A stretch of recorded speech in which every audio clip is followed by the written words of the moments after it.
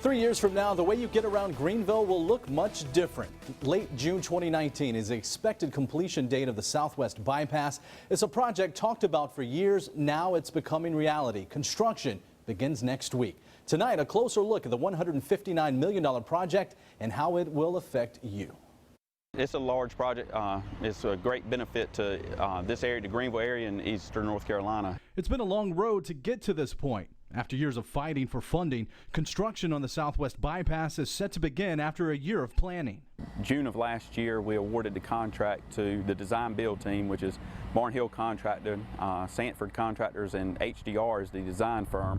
And in that time period, they have been working on developing plans and working on getting the project permits and being able to get everything in line to get going. So what exactly is the Southwest Bypass? It's a 12.4-mile freeway that will run from the current NC-11 south of Ayden to the intersection of US 264 and Stantonsburg Road near Vidant Medical Center. 5 exits, no stoplights, 70-mile-an-hour speed limit. That means it'll take much less time to get where you're going. It will. It'll be a nice feature for people coming from the Ayden area, Kinston area, and other places south and east from there to get on the west side of Greenville. The bypass won't run through Greenville city limits at any point, but City of Greenville officials say the new freeway will help alleviate traffic in the city, even if you don't drive on the bypass. We expect that they'll take quite a bit of traffic off Memorial and probably some of the feeder roads into Memorial, such as Greenville Boulevard. There'll be connections to Dickinson and to various other roads moving south, and so that's going to certainly help that southwest area, help a lot of the traffic and congestion, and remove some of the truck traffic.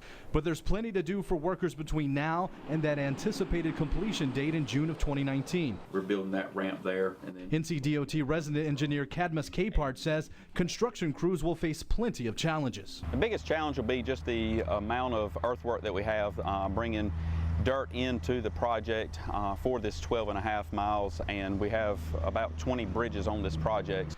But once it's done, the Southwest Bypass will be one of the most important transportation projects in eastern North Carolina history.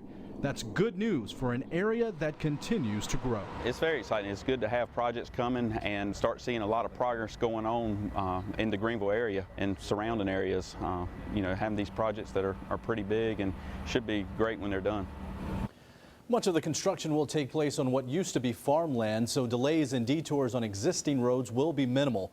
The entire 12.4-mile freeway will be signed as NC Highway 11. The current Highway 11 from Ayden north through Winterville and Greenville, basically Memorial Drive, will become NC 11 business.